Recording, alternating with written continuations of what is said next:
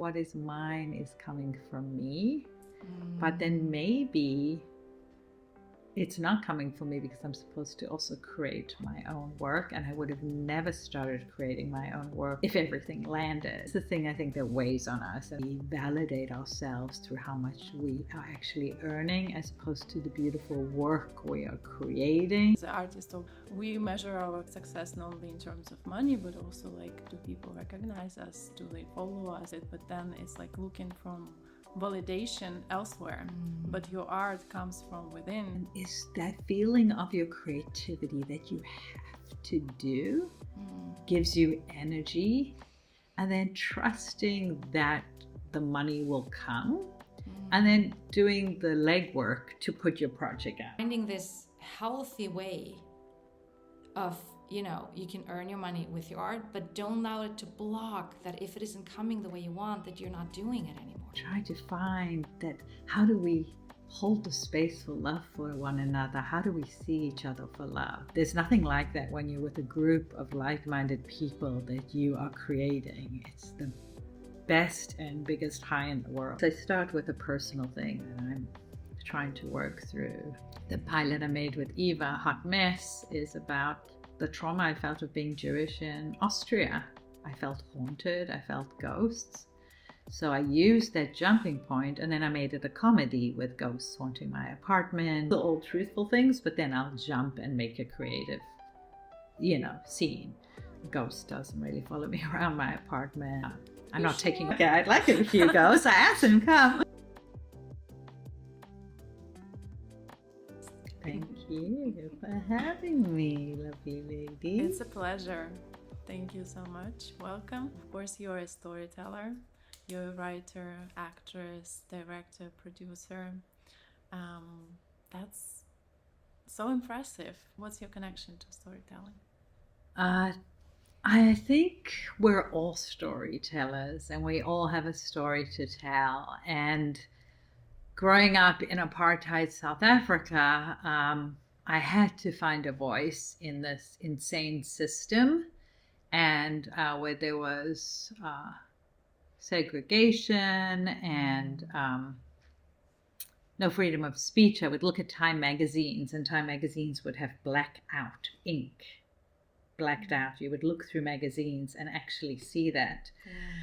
And so for me, trying to find a voice at a very young age was really important, and I started making up stories with my sister about how I felt, and just acting them out in the garden for hours. And then we did plays. We were actually in the interracial theater company, which was pretty amazing. One summer, I think when I was 10, and we performed all Hans Christian Andersen's plays. And I became friends with the first Black girl. And after the play was over, my mother, we wanted to have a play date, and we decided to meet at the mall. My mother didn't want us to meet. And I had to call the little girl. I think we got to the mall, we were late or something. And that was just heartbreaking. And those are the kind of stories I want to tell, so we can change, stories can change lives, change perspective. And that's always been my passion. How can we change this so people can wake up? And that's why I love storytelling. And you also, I remember, it sounds very familiar to me as well. It looks like you use storytelling as a way to process all the things that are wrong about the world and trying to make it right, at least for yourself. Exactly. And your sister, she's also a writer. Yeah, and luckily enough, we're 1 year apart, so me and my sister I always had somebody. And I think that's the important thing, is to have somebody in your court, because it can feel lonely, and find your tribe. And lately I've been feeling, I went through sort of I've always been so passionate in knowing I want to tell stories, and I have to tell stories and act since I was young. But lately I've been thinking it's hard. It's a hard journey. My favorite movie of the year is The Brutalist, to see how hard it was for them to make that film. just so many brilliant projects that are so difficult to make. And my own project was turned down, about growing up in apartheid South Africa, cricket song. Recently, we sent it to a company and they liked it, but they didn't love it. And luckily, I have a producer, Fiona Conan, who believes in me, and Eva, my lovely friend, who believes in me, and my husband, who's saying, go do your work, go do your show. But lately I was like, I think I'm just going to give up and go study therapy, always do my stuff. But I realized, funny enough, having that crisis recently, and I had a talk with a friend who is a therapist, I was like, I can't walk away from this desire to tell stories. I just can't. So in a sense, when you have these crises, it's a good thing, because it kind of showed me how much I love this and that I can't walk away from it. I'm so glad. Gorgeous, because your voice is meant to be heard, and the way you write is healing, and these are stories that we need to have out there. So I know how it is, but that's so important. Well, what I wanted to bring up with that is I think I got confused recently, and it's good timing, because I was confusing being a successful artist with having money from your art. And I think that's a huge one for all of us. Lately, I've really been, I'm only successful if I'm making money from my art, and I'm rewiring that. I'm trying to rewire that, at least, is that I'm successful when I'm doing my art. I'm successful that I have the fucking balls to go out there and the courage to put it out there in a world, where there's so much amazing talent and so many no's that you just keep having to go. And then let the money come from where it comes. Find side hustles, or find passive income, or find, ways to let just that come in, and don't be attached to letting it come from the creativity, because then it can get muddled, at least for me. Yeah, I know exactly what you're talking about. Is this it gets then so heavy that we are not able to be free in our art, and we're not able, because it's so attached to this. If you don't have money, or if you're not earning this amount, you're not an artist, you're not successful, you're not. And I think what's also important is not going towards, like, it's not about what Evelyne is talking about. I hope you're listening to us and watching. I hope you're watching, because Evelyne is so gorgeous. You need to see her. Is that it's not about, we're not talking about the suffering artist. We're not talking about you have to suffer to do your art. But finding this healthy way of, you can earn your money with your art, but don't allow it to block that if it isn't coming the way you want, that you're not doing it anymore. That you find other outlets, you find other income streams. It's such a big one. And then I was looking, my sister's a painter, and she paints every day, no matter what. And then I just went to see the Van Gogh exhibit, And he painted all the time and had no money coming in. And of course, you don't want the suffering artist. So it's this is the thing I think that weighs on us. And it would be great if the endowment of the arts could support artists. And this was revered. We need stories. We need our voices, So that, I think, is the hardest hindrance of it all, is we validate ourselves through how much we are actually earning, as opposed to the beautiful work we are creating. And that I lose track often of that. It's also, I think, the perception of success is so twisted nowadays. We all kind of measure it with something like tangible, how much, like, depending on what you do, but as an artist, obviously, we want to have people who recognize our art, not necessarily praise us, but at least, you want to reach. This is about connection to other people. It's about someone relating to something that you're doing and having any sort of, reaction. So we measure our success not only in terms of money, but also, like, do people recognize us? Do they follow us? Do they, keep in tabs on us? Do they recognize that it's something valuable? And I think this is not necessarily the wrong way to look at it, but then it's like looking from validation elsewhere. But your art comes from within you. You hear this voice inside. So I think it's very good what you're doing in terms of redefining what success means to you. And on the other point about writing or painting, even if you don't feel like it, it's about self-discipline. And self-discipline is love, actually. It's self-love. And I feel like a lot of people these days, actually, from my experience, coming to understand that. And it's usually beautiful to witness, because then the art becomes more deep. It comes from the more authentic place, not from just like suffering mindset. Because you can only milk this suffering thing for so long. It gets exhausting and it gets heavy on you, on your system, on your body. Yeah, and I'm not interested in creating art or being in a place of suffering. It's a place of such joy when you get to create and play and connect with other people and create community.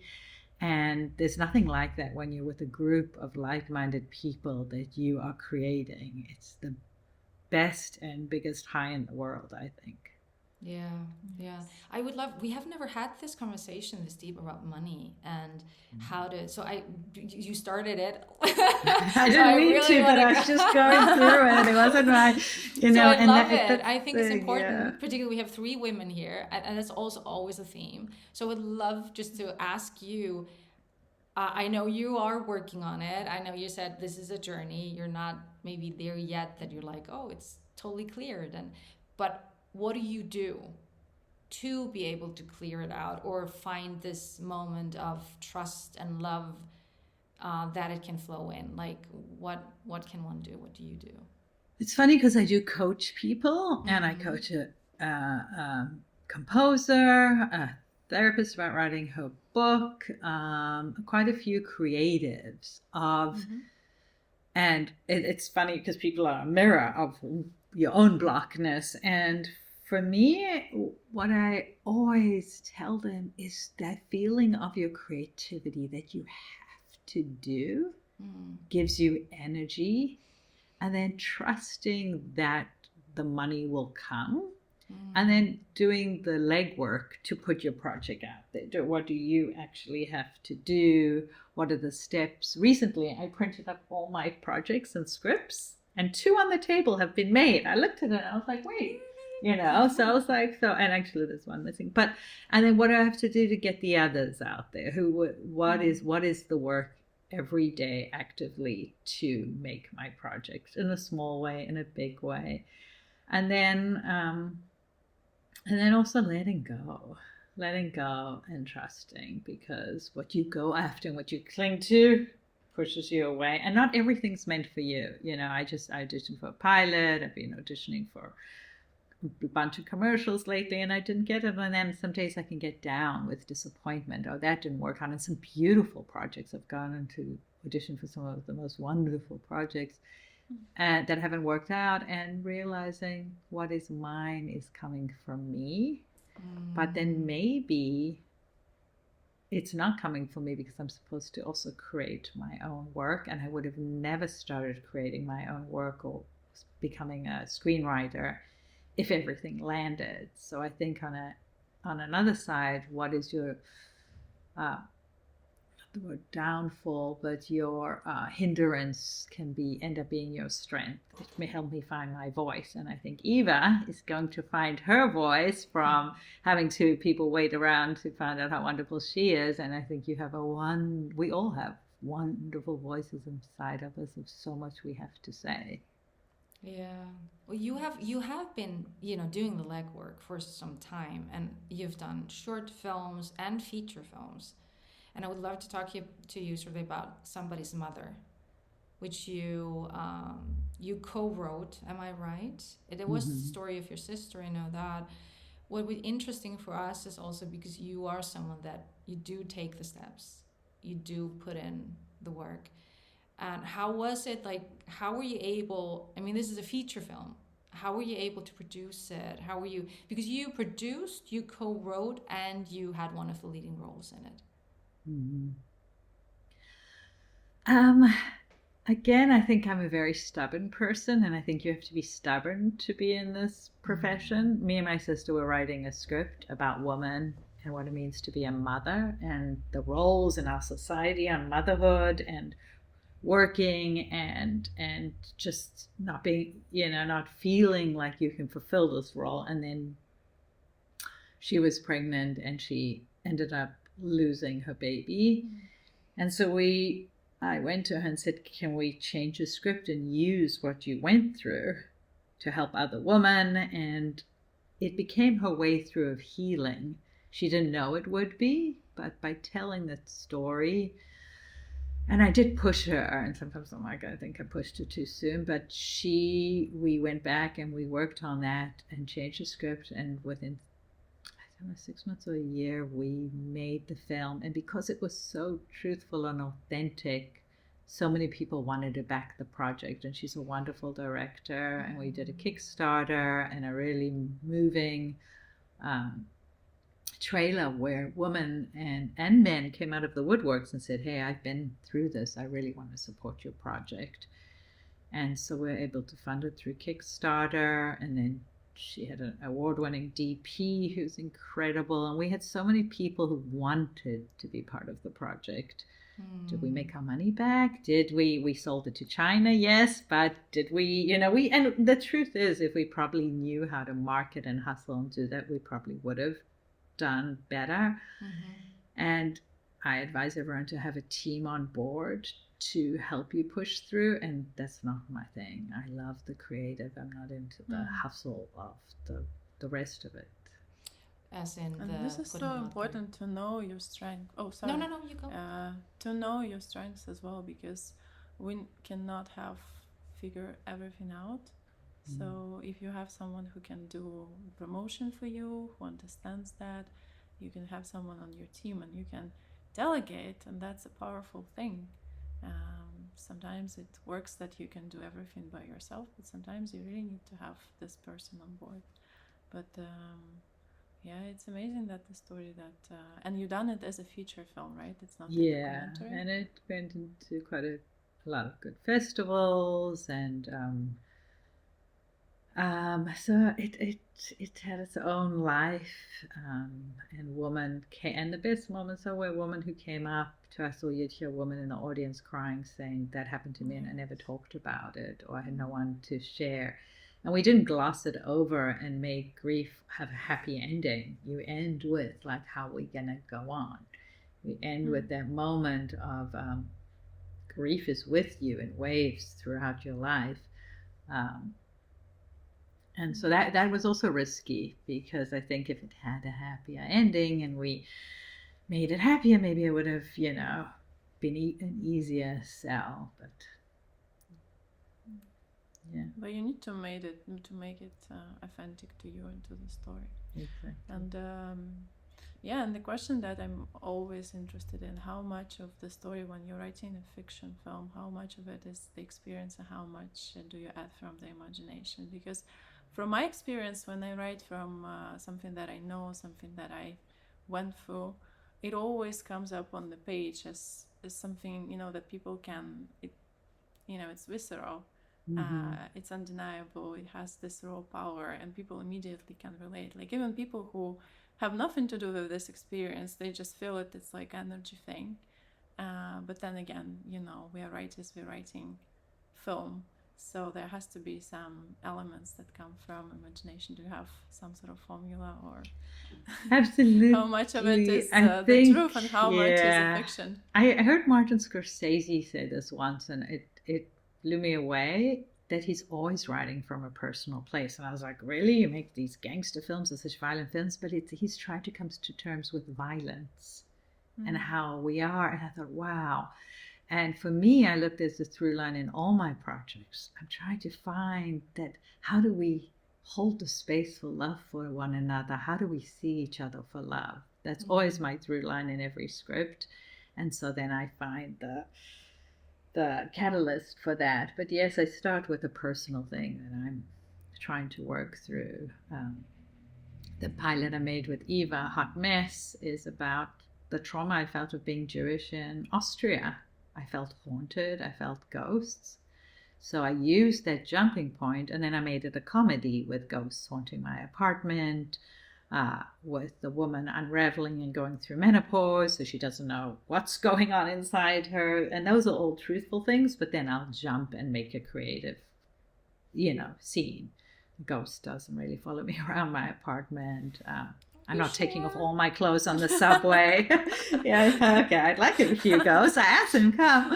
And she's saying she's not taking her clothes off in the subway. She does. No, I'm joking. I witnessed that. Yeah. When you go through a hot flash, you don't fully undress as you run down the street. But in the series, I want her undressing all the time, and sweating and, so, and that's the fun of creating, taking your imagination.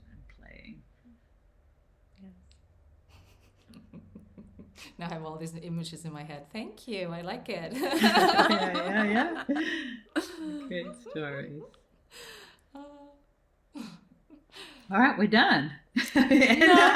How are we named? I'm waiting. Then you start, guys, talking. How do you meet? Because this is an exciting story, and you work on so many projects together. And from Eva, I know that it's the beautiful collaboration that you have. So I want to hear that story. I actually prayed. I prayed to the universe. I said, I want a partner in crime, someone I can collaborate with and do projects with. And the next day I went to the theater and I see this beautiful blonde Icelandic woman. And I'm like, who's this model woman? I didn't think she'd be as brilliant and deep as Eva is. And then we talked and I was like, holy shit, I think I found my partner. And sorry, I'm swearing on here. I don't mean to. You have to bleep my... Okay. I realized that. So and then Eva what's so beautiful about Eva, as you may know, it's just like, I told her about this project and what I've been writing, first as a book.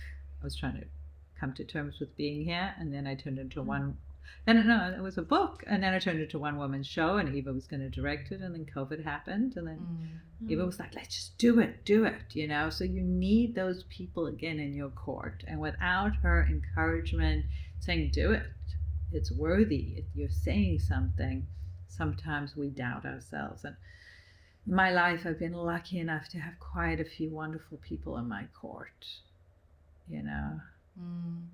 For me, it was. I always wanted a Jewish friend. No, I really had that. I was like, I think it's like, I just love everyone and all nations, and I think people are so yummy and interesting, and I want to learn more. I want to dive into like their experiences, and then I met Evelyne, and I just thought, she's like me. She's bubbly. She's fun. She's all over the place. Gorgeous. You are so gorgeous, woman. Just that you know.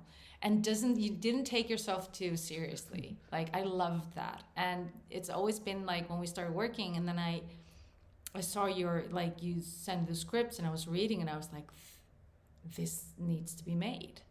This is just fantastic. This is so good. It cannot not be made.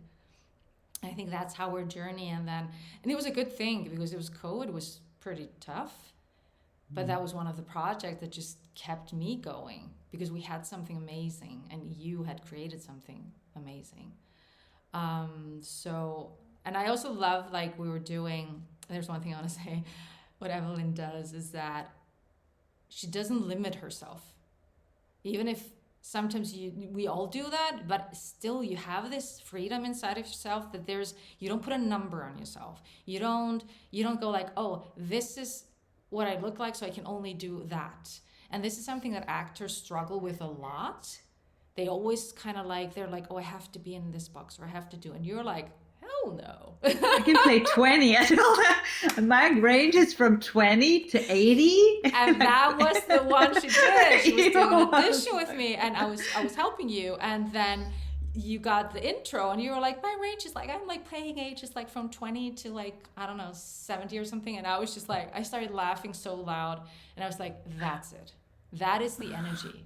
This beautiful joy, this fun, this not taking things too seriously. At the same time, you do, because your projects are very deep. And they're really going to the core of the pain and love and struggles and just identity. And so it's a very interesting, you're a very, very interesting mixture of like everything. So yeah, that's kind of how we met and how this all came about. And the project is called Hot Mess, right? Hot Mess, yeah. We haven't mentioned. Yeah, right. It's Hot Mess. Yes. And because we're talking about that now, and we are, so guys, just that you know, the trailer is out there. We will put it in the show notes. We are working on it. We've done the first episode and the pilot. And we are working on producing it now and putting it out there and having a series. And what we would love to do is that we could shoot in Austria. And there's so many amazing, talented human beings here in Vienna. And also we would be in the States, obviously. The story goes You know what's there. funny about Hot Mess? You know, we made it during COVID, and then we had its festival run. And then I felt like the world... My Mac said something. And then I felt like the world was healing. Kamala Harris was going to become president. I felt like we were rising to a place of seeing each other, and any trauma, any fear, I felt like this project is outdated. And my script cricket song about apartheid South Africa, I was like, these are themes that maybe I won't get made because the world has healed. And it is crazy that we're in a time where I'm like, no, now we need these projects again, because Hot Mess is ultimately how she's having these negative projections on all the Austrians or on people of fear and projection, and they're projecting onto her, until we learn to see each other with the eyes of love. So here we are again going, oh, actually we have to put this story out into the world. And my hope is that, I think all the ugliness is coming up so we can heal, and so we can see all the worms and the ick that is so prevalent right now, so we can clear it out. Yeah, it did feel that the world was healing. Yeah, for a brief moment. Yeah, it felt yeah. really good, but then, it all came full circle. But talking about the identity and your being Jewish, having Jewish heritage, obviously Holocaust is a big thing.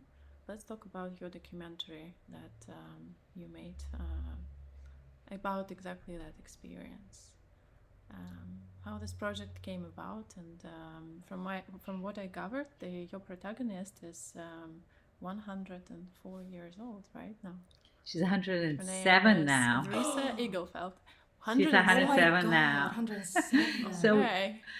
I was teaching at the Jewish Community Center in Los Angeles, dance, and Risa was 85 years old when I met her. Long time ago now. And she had just the most beautiful attitude toward life, that life was a celebration. And at 85, she was falling madly in love. And I was going through another breakup. And I was like, how are you finding your soulmate at 85 and living it up? And I was like, I need to go meet with you once a week and have tea and tell your story. And so I started hanging out with her once a week and filming her for 15 years. And I didn't think she would make it to her 100th birthday. And her insight to life, where she could have been a victim. Her mother died when she was 1. Her father was in the camps. A lot of family wiped out. She had to flee Europe, and lucky enough became a maid in England, and then ended up in America. And she just has the best attitude. Life is the attitude, you show up with. You make it with gratitude and love. At the flip side of it, what also comes across in this documentary, to be a survivor, at least with her, there was a little bit of denial. In order to survive such hardships, she said her son died, her daughter died, her lover died as I was making the documentary. She said, I can't look at that. I only look at the positive, because that would take her down. And so that's also a very interesting theme. So you followed her for 15 years, right? Mm-hmm. And how exactly did it work? Like, you had your camera with you? Did you have a team? Did you, like, how? I was waiting to get more funding Mm-hmm. to do the documentary in a big way. Mm-hmm. And I think that was a blessing that I didn't, because it made me really document her over such a long time. If I had the funding, I would have been an 85-year-old woman who survived the Holocaust and her attitude, but it became something so much bigger because it took 15 years. So I did get some funding, and so I could hire a team some days just to do the good interviews and some setups. And then I filmed the rest on my iPhone and with a videographer, and it worked as long as you have good sound. Sound is everything. Yes. And it also worked in my favor because a lot of the time she forgot the camera was on and would tell me such beautiful personal stories about herself that later she said, "When did I tell you that?" Or "I didn't realize." And then of course I had to ask for permission for everything. She got final say. But a woman at 85 talking about sexuality, talking about wanting an orgasm, at 100, was so important. Also, so many women came up to me and said, "Thank you so much for showing that, because no one talks about sexuality at that age." Yeah. That is. Did you know you wanted to do the documentary all alone, or did you just start it as, like a conversations that you enjoyed genuinely, and then the idea came up? I had no idea I was going to do it all alone. I brought in one person at first, and then he got a job, and then another person. So I just did not stop, and had a lot of amazing B-roll. And then the truth is, I had a wonderful editor, Benjamin, and he stood by me the whole time and believed in it. Again, I'm realizing, just as much as me, and said, "You know what, if this is all you can pay me, fine, we'll work." We just worked on the weekends, and we slowly, bit by bit, over a year, when I said, "Okay, it's done, we have to wrap it up." I'm not going to give away the ending, and we pieced it together bit by bit, and then again brought in another amazing friend and editor. As you know, everything's made in the cut, and he also gave me amazing notes, and had a lot of people give me really good notes, and so that really helped. That I had a lot of people who would work for free to help me, and then my husband's an amazing composer, so having amazing music,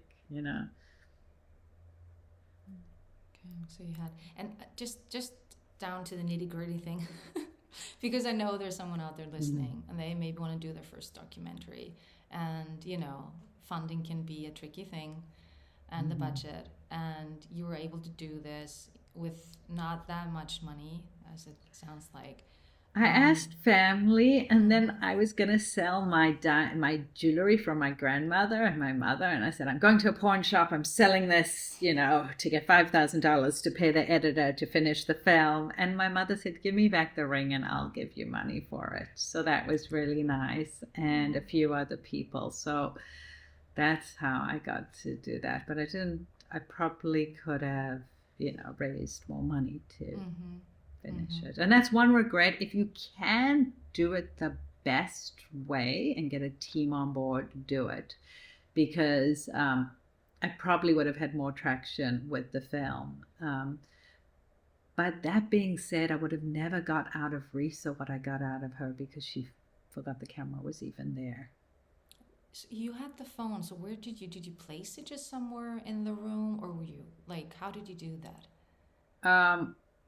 Yeah, I just placed it on a tripod, or was holding it, or in the car. We had amazing conversations when I was driving her in the car, too, and the lighting that she totally forgot that it was on. And then when I visited her and she was sick or in the hospital, it was handheld, just me. So it was really handheld. You were talking to her and you were holding.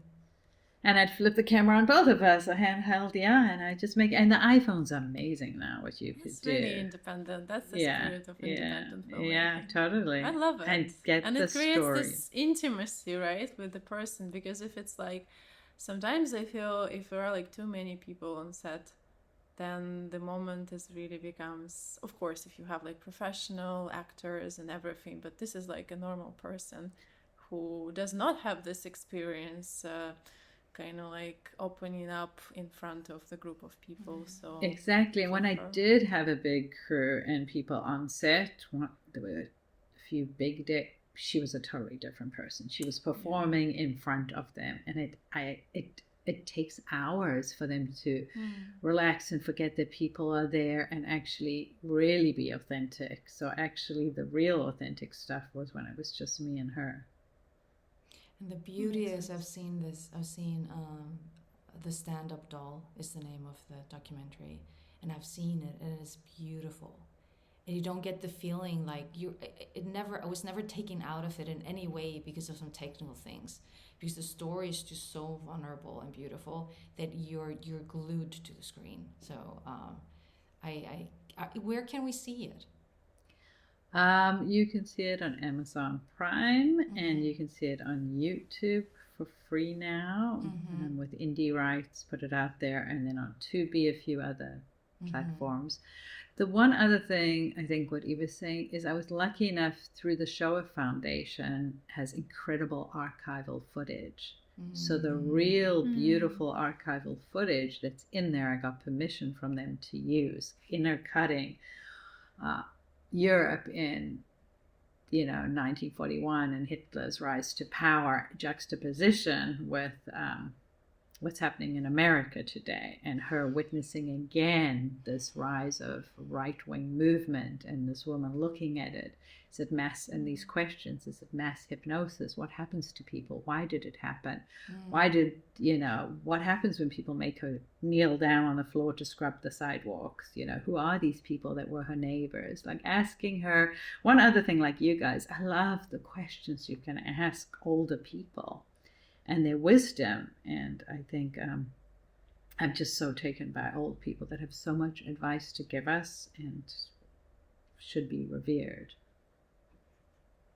So did you have, because I hope you get the links. Obviously we'll have it in the show notes so that people can watch it and see it. And I would say, please, everyone go and watch it.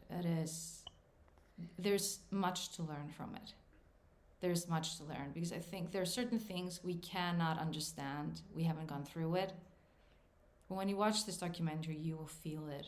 And there's a different level. It reaches you at a different level. And that brings an understanding. It is this, as we are talking about here, the intelligence is not that we are all intelligent and that's what it is, but it's the intelligence of like wanting to learn more, wanting to understand each other more and better. So this documentary is definitely one of those. And what you talk about, you have her, you are with her in the car, you do mostly everything on your own, you're holding the camera, and the editing process, you had your editor, and he was the whole way through. When you then went out to the market and you talked about there would be good to have a production, like have a team, I think, right? As in for marketing it and because that's not really your strength. Is that what you were saying before? Am I right?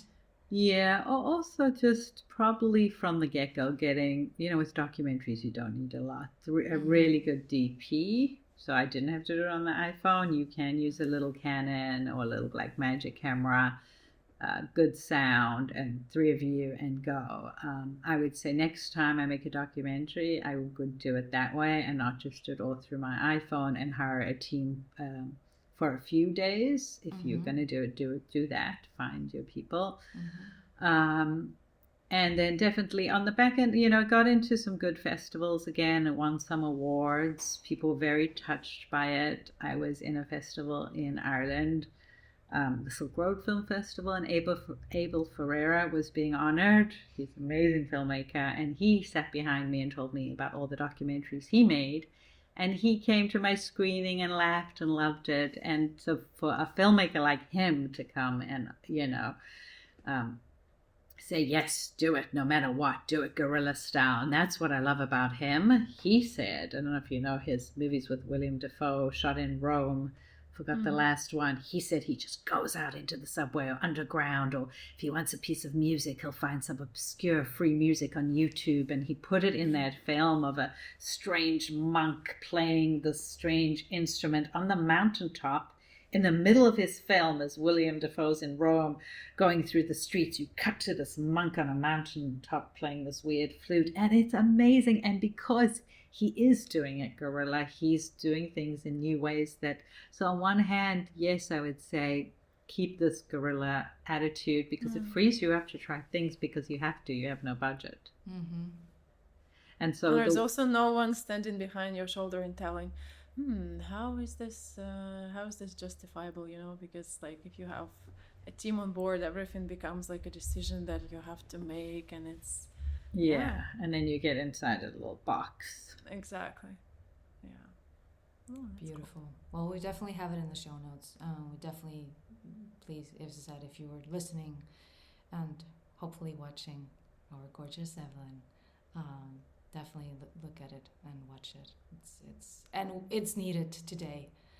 It's really needed that we watch these things and that we understand, and that our heart opens, and having empathy for each other and supporting each other, and stop seeing ourselves as this divided identity. Like we are so more connected than we sometimes, I think, people wanna admit.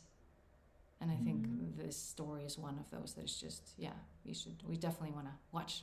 It's beautiful. Thank you. And then let's go into your acting, because you're a talented actress, and you wrote a one-woman show, which now you're taking to festivals, to a festival in Edinburgh, from my understanding. And again, this is your experience, something that you lived through, something that you put on the page, and now it's it's going places. So tell us about this. And you're performing this is even more interesting and important, because it came through you, and you also find you also is the one who is bringing it to the audience, to the people. And thank you. I think as an actor, we are very often waiting for someone else to give us permission to do these great roles or great work or longing to do.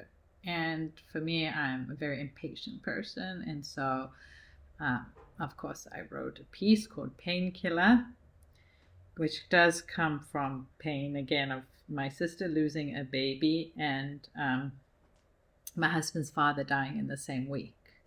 And so I was totally looking for answers, like, is God just a sadistic prick, or do we grow from this? What is this? So I do ayahuasca, I meet God, I have these amazing spiritual awakening experience and think I can heal people. And then I became a healer and went on a whole healing journey. So Painkiller is about that. And Edinburgh is such a wonderful festival. You just see so much amazing work. So it's scary in the sense of there is so much good work. How do you build your audience? How do you promote yourself? And that's the part I don't like, going and performing it and finding the different ways to connect with the audience, and music and moments is the fun part. But the PR promoting of it, I have to find someone to help with that, because that's the part I don't like at all. Girl, this is what we're doing now. So let's talk about it. This is the PR, okay, everyone? Tell us more about it. Because the thing is, this is the first time that you allow yourself to fully say yes to yourself and go and be on stage, just you, with a few props. I mean, I've seen it, of course. I love it. I laughed and cried. As everyone else in the audience, we all loved it. Tell us about that journey, taking that big step, daring, allowing yourself. Yes. This is like really our guest. Allowing yourself to just shine and be seen, be fully seen, because when you're alone on stage, it's not just, you know, this is not somebody else's story. This is your story. You wrote it, you lived it, and now you did it. It's very, very vulnerable, I have to say, because I wrote a one-person play before called The Pig and I, about growing up in apartheid South Africa. And then I was going to do it as a one-person show, and I cast everybody, and I did it as a play.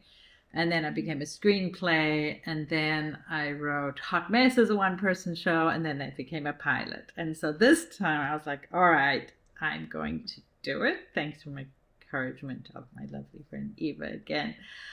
And it felt so vulnerable, because it's true, what may be interesting to you, at least that's how I felt, maybe not be interesting to everybody. Maybe what you're learning from ayahuasca and feeling God, or your awakening, maybe is just interesting to you. But what I found doing it is everybody has this universal longing of like, who am I? Why am I here? What is the meaning of this? Why do I get stuck in my pain body? Why am I losing faith in why these terrible things happen? And how do I not become a bitter, old, grumpy person and find hope, beauty in life through these lessons? And so that's my theme, and hopefully other people connect with it. And then it's also just, I use comedy again to tell the most painful stories. I find that the best way is through comedy. But yeah, I'm scared because maybe I'm just performing for me and the box office person and my husband and you know, a few friends again. So it's like trying to figure out, how do I build my audience when there's so much brilliant work happening there? And trusting that's the thing. I think that's for us artists to understand that there's someone that needs your voice, your story, your writing, your, you know, just art. And yes, there are so many gorgeous creatives out there, very talented, that have beautiful things. And please, I hope if you're one of them listening, this is what we want you to do, is go out there, like learn from Evelyne's story, like just take the steps and do it. At the same time, I believe that every single one of us, if we have this inside of us, like you so strongly do, that there is an audience out there and they're waiting. And they need this. And they will exactly see it in the moment that they needed it, where it will help them. And I can tell you that Valeria, when she was in Vienna, she had two screenings, sorry, I'm so in film. It was theater. Anyways, performances. And I went to the second one because I wasn't the first one. I wasn't here. And I was in Iceland, right? I was home. I was in Iceland. And people were just, I don't know, it was just this journey you took us on. And everyone was just like, we couldn't stop staring and watching you and listening and experience it. And then, guys, when Evelyne gets an orgasm on stage, oh my God. Oh. Like we were all like, we're like, okay. Ooh, that was my healing. That's what I had. Your orgasm on stage. You just for that, you need to come and see it. That was amazing. And in the end, like people just crying and laughing, and then just it is so emotional and beautiful. I'm sorry, I can see that my camera is off somehow. That's okay, you can hear me, it's fine. We will see what happens, it will come back. This is so important, but also I think the experience of theater is so much different from the film, because the feedback is immediate, because you're right there on stage. Of course, it feels more vulnerable because you're performing in front of the live audience and you can feel if it lands or not. But I think if, you know, whatever says, if the experience like that, how does it transform you? Does it changes your perspective? Does it give you self-validation? Every performance, do you feel more confident, or is like every performance very different and it's still, like a little bit up, a little bit down? Every performance is different, and what I'm learning, because I switched for a long time just doing film and I love theater, is what I love about theater is the audience is the other player. You're feeling, you're breathing, you're seeing if they get that. And some audience don't want to laugh as you're having an orgasm and screaming. They're afraid to. And other audience are like, oh my God, okay to let it go. So it really depends who you're in front of. And sometimes they can really throw you as an actor. And I performed in a castle in Salzburg with, I think they were 35 men and the rest women, like mostly men. And I felt like the men were nervous to laugh and then crying. It's sad because I think I'm suddenly become Jesus and can save a woman dying of cancer and realize I can't. So that's the sad part of the show, is this, wanting to be something. I'm not, wanting to be able to heal and save everybody. And so you don't know what parts are going to touch the audience, but I think the joy is being in those moments and letting them land, as opposed to controlling those moments, which is not fun as an actor. It's really going on the journey of what comes up in the moment. And now, I don't know, do you guys see me? My camera's a little off, but yes, I'm just a little bit slow-mo.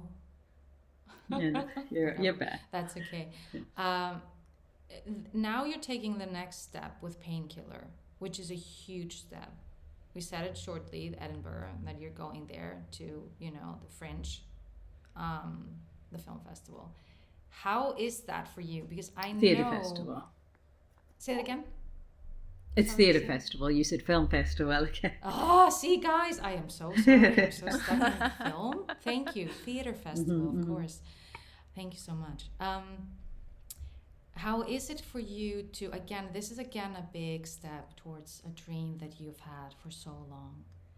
How is that for you? How are you able I was thinking about it the other day.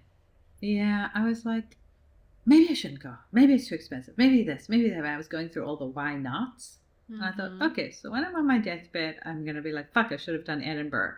Like, I don't want to have those moments where I'm like, shoulda, coulda. Like, okay, so if I go, and the worst thing that happens is I don't get the audience, and I learn from it, and I learn about my writing a play, I will learn from it. I went, God, how many years ago? 15 years ago with a group from LA, and we performed Wallace Shaw on Dan and Lemmas, a brilliant play, Wallace Shaw, if you know him, and Mishima plays, and we went to Edinburgh and we did perform, and sometimes people didn't come and we canceled the show, and that's everybody's big fear, but at least we went, and I had the time of my life. So I was like, okay, so I lose some money, but I'd rather that than not have gone and tried.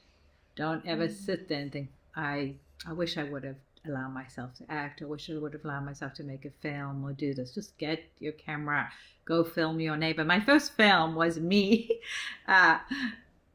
watching my neighbor across the way.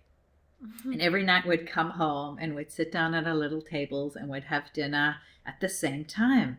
And I'd watch my neighbor for like a year, and I felt like I lived with him. And that was my first film. And as I'm about to move out of my apartment and I needed an empty apartment, I thought, I'm going to film it. I'm going to film this weekend. I asked my neighbor who liked film to film me. And I'm in a blue water in my bathtub naked because I wanted the blue washing over her. And the sweet young guy who's like 21, I asked him to help me make my film. And then we filmed. Then I hired a wonderful actor, and he had a birthday party in his apartment. And we filmed from the outside in, this man having a birthday party and me watching his life. And I was so proud that I did it. And it looks beautiful. I filmed with, I forgot what camera. I'm really proud of the film. And as opposed to having this idea that I always wanted to do, I did it. Yes. I feel like between, regret and remorse is always the best, because like, you did it. Like, what are you losing? And I think like sometimes remorse even doesn't come, you learn from it, and you make the best of it, and then the next time you know better. But regret is heavy. It's like the heaviest thing is the waste of time, when you know that you have this potential, and as a storyteller you just have this inside you, and the more you're trying to push it down, the more it kind of becomes everything, you know, that kind of spoils your life in the real world. So it's amazing. And then I think the other thing we're up against as artists is this, oh, so where can I see it? Or how much money did you make from it? This outside need that we're always pushing against.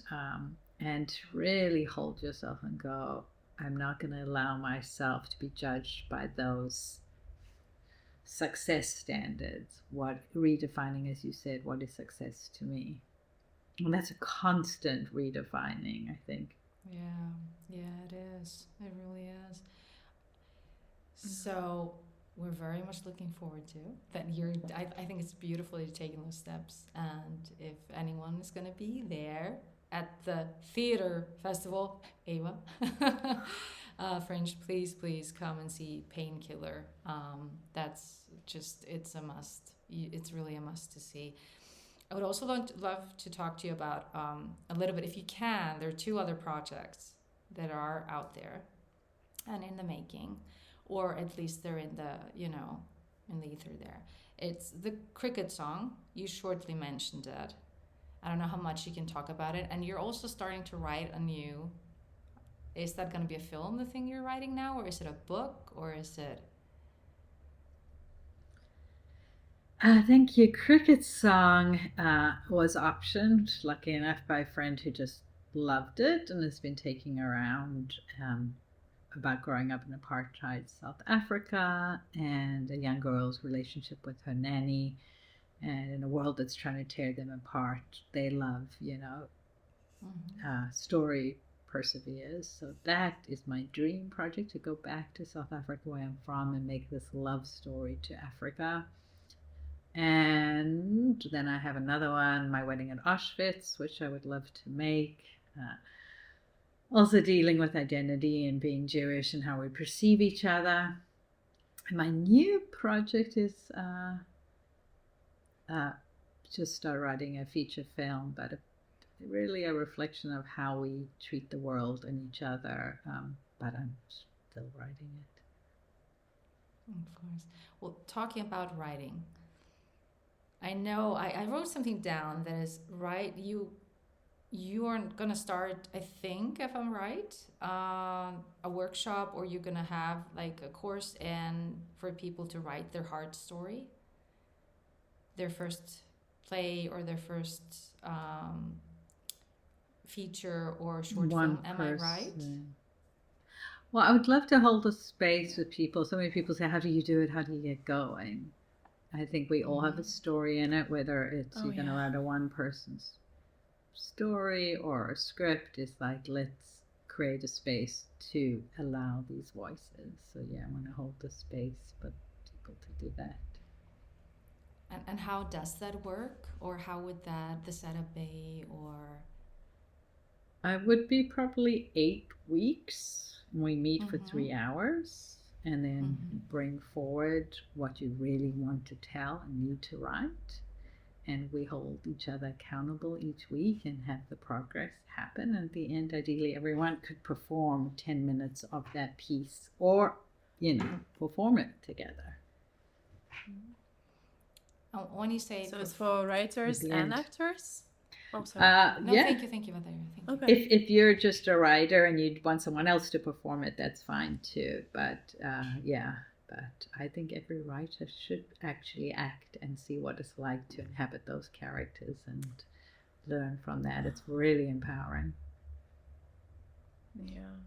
So even if you are a writer, or this is the first time you're writing and you're coming from directing side, or it's still, you say it's good that you act it out yourself?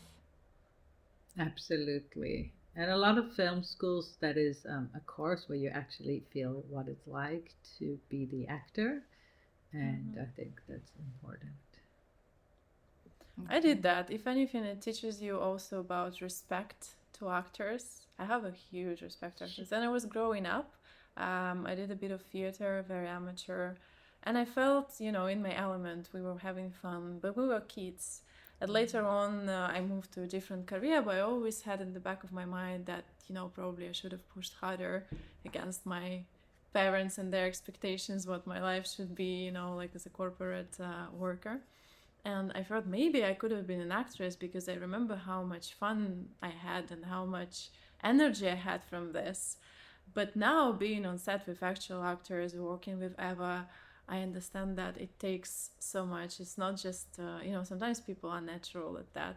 I don't think it takes so much courage, so much vulnerability. So when you're acting as a director or as a writer, it teaches you to respect your actors, to treat them, to hold the space for them, to just understand how amazing they are, how fragile this experience is for them, and how much they need your support and you being present for them, because then they can do the most authentic and beautiful work. So I agree with you. Every director and every writer, probably, if they do screenwriting, they should know how it is feel to walk in those shoes of actor, and at least once, just to understand what it feels like actually.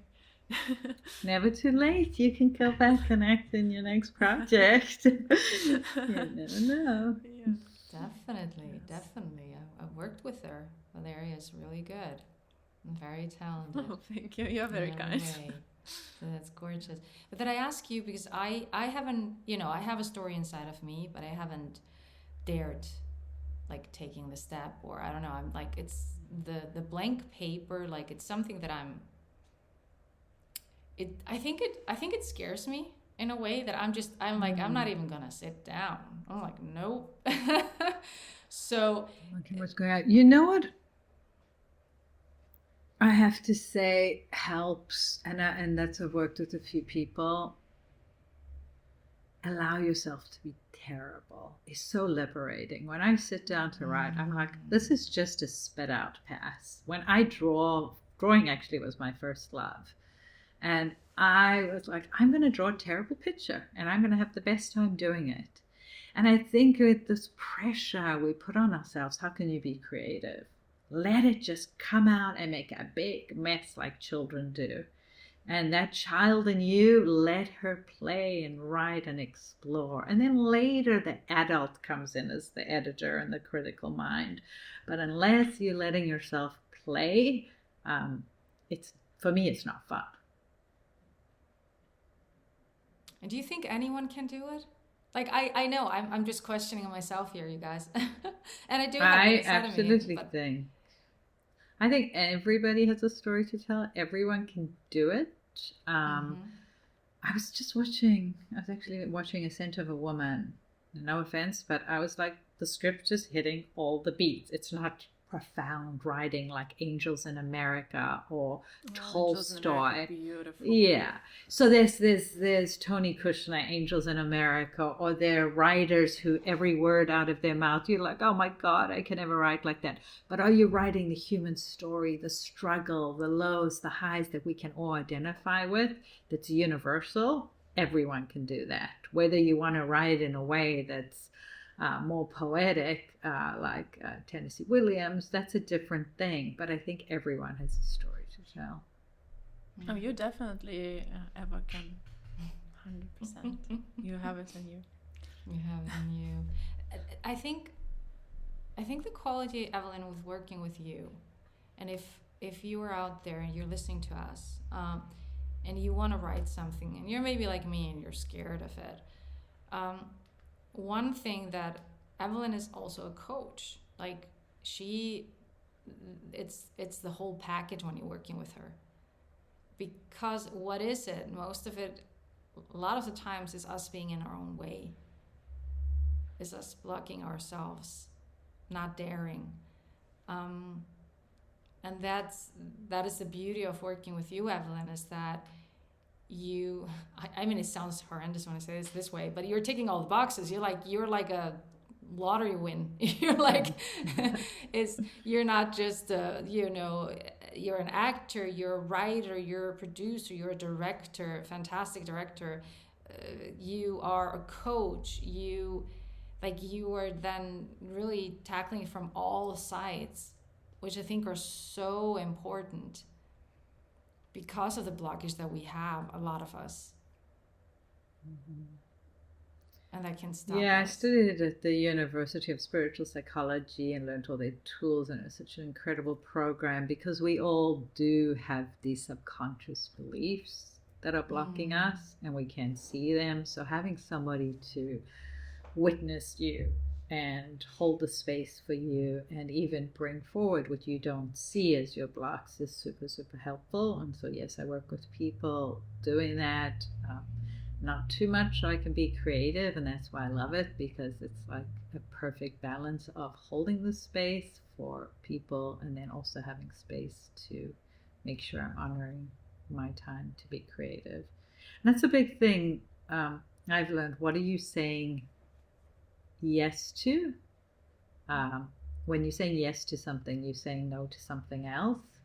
And really, what are your yeses for you, for your time, and really honoring your time as a creative? I think we can lose time and days doing things for other people and not honoring ourselves, and really like be a yes for yourself. And that's the end of the interview. She's always ending. You know what we're gonna do now, Valeria? We're not gonna end this interview. We are not letting you go. I need breakfast. I gotta go right. We're gonna make sure she's gonna be sitting here, you guys, for 5 hours. No. I'm gonna be writing my next script. Okay. That is true. Evelyne is pretty busy. I have to go. I have to go buy a performance insurance to perform at Edinburgh and research and contact the PR person. I was like, my list now is because I've said yes. I'm like, oh my god, listen to do it. Yeah. I love it. Doesn't it feel good? It makes you feel, alive. Yeah, that's the life. True. So good. That's true. Yeah. Well, because Evelyne, as we said, she's really now in the thing of booking everything, making sure that she can be there at the Fringe. I'm saying that right? Fringe. Is that right? Yeah. Yeah. Theater festival, which is huge. So we don't want to take up too much of your precious time. Where can people reach out to you if they want to, for example, first of all, work with you as actress, director, writer, producer, and also when it comes to this workshop, for example, like what is the best way for people to reach out? So I've given you a link to my website from my film, thestandupdoll.com, and there's my email over there, so you can just email me from that. Okay, and we will also have the links to your films, and we'll put it all in the show notes. I hope that you can share that with us. And then I'm on also IMDb. Obviously, exactly. Obviously, Evelyne's IMDb. Then you can see her work, what she's done. Also her Instagram, and yeah, there's so much that Evelyne is very active and beautifully focused now. I love it. You're very, very focused. That's amazing. Thank you so much, Gorgeous, for your precious time. Thank you for inspiring others, wanting to hold the light in the space for others to have courage to be ambitious and do their highest work. Yeah, thank you. Ambitious, just say. To be ambitiously intelligent. Yeah. Thank you, Gorgeous. This was amazing. Oh, sweet. Thank you, lovely lady.